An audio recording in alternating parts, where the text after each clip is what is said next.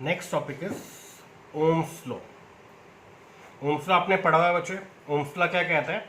Ohms law कहता है current flowing through conductor, किसी कंडक्टर में कितना करंट फ्लो कर रहा है डिपेंड करता है इसके एंड्स पर कितना वोल्टेज अप्लाई किया।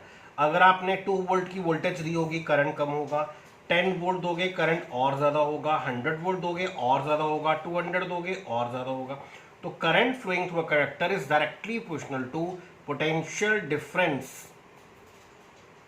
Applied across the ends of this conductor. एक चीज और, अगर आप कंडक्टर को हीटअप करेंगे तो हीटअप करने पर रेजिस्टेंस बढ़ जाएगी, रेजिस्टेंस बढ़ने पर करंट कम हो जाएगा।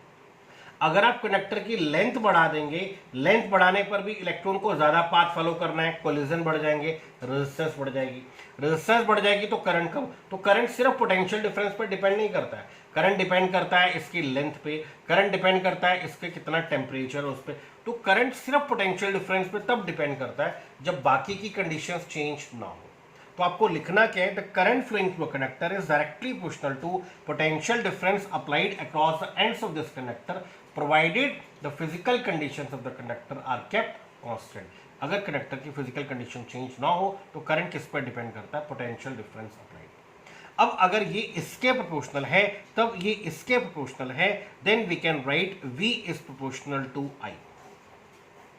और जब भी हम प्रोपोर्शनल हटाते हैं हम कुछ कांस्टेंट लगाते हैं। This R is constant of proportionality, this R is constant of proportionality called resistance of the conductor. ये R हमारे पास है कांस्टेंट ऑफ प्रोपोर्शनलिटी, जिसको हम बोलते हैं कंडक्टर की रेजिस्टेंस। देन आपको मिलता है therefore V upon I is equal to a constant and this constant is called conductor की रेजिस्टेंस। तो according to Ohm's law, Ohm's law कहता है किसी कंडक्टर के लिए पोटेंशियल डिफरेंस और करंट की जो रेशो है that is a constant and that constant is numerically equal to resistance of the conductor. Actually Ohm's law का ओरिजिन कैसे हुआ वो देखो थोड़ा सा। हमारे पास एक कंडक्टर था, हमने मल्टीमीटर लिया और इसके एंड्स पर लगाया, हमने मल्टीमीटर से इसके रेजिस्टेंस निकाल दी। इसके रेजिस्टेंस ये प्रेटस होता है जो रेजिस्टेंस बताता है, वो वोल्टेज दे रहा था 2 ओम, रेजिस्टेंस बता रहा था 2 ओम। हमने यहाँ पर सीरीज में एमीटर लगाया, एमीटर करंट रिकॉर्ड करता है। हमने यहाँ पे वोल्ट मीटर लगाया, वोल्ट मीटर हमें वोल्टेज देता है। हमने यहाँ पे 2 वोल्ट की वोल्टेज दी, एमीटर ने करंट रीडिंग शो की 1 एम्पियर। हमने वोल्टेज बढ़ाकर 4 वोल्ट कर दी, एमीटर ने करंट रीडिंग दी 2 एम्पियर। हमने रेशो चेक की V अपॉन I। जब ये 2 वोल्ट था तो ये 1 एम्पियर था, जब ये 4 वोल्ट था तो ये 2 एम्पियर था, जब ये 8 वोल्ट था तो ये 4 एम्पियर था। तब हमने रेशो चेक किया, हर बार जो वैल्यू मिल रही है 2 2 2 एंड दैट 2 इज कंडक्टर की रेजिस्टेंस।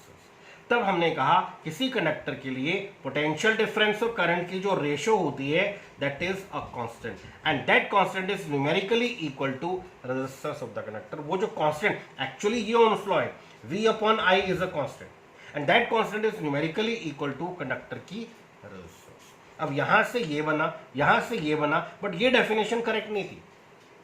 ये डेफिनेशन कहती है कि पोटेंशियल डिफरेंस करंट पर डिपेंड करता है, बट एक्चुअली में करंट डिपेंड करता है पोटेंशियल डिफरेंस। स्टूडेंट्स मुझे कहते हैं सर आप पहले ये लिखते हो प्रोपोर्शनल, फिर लिखते हो ये इसके प्रोपोर्शनल, फिर हटा के कांस्टेंट लगाते हो, यहीं पे क्यों नहीं लगाते?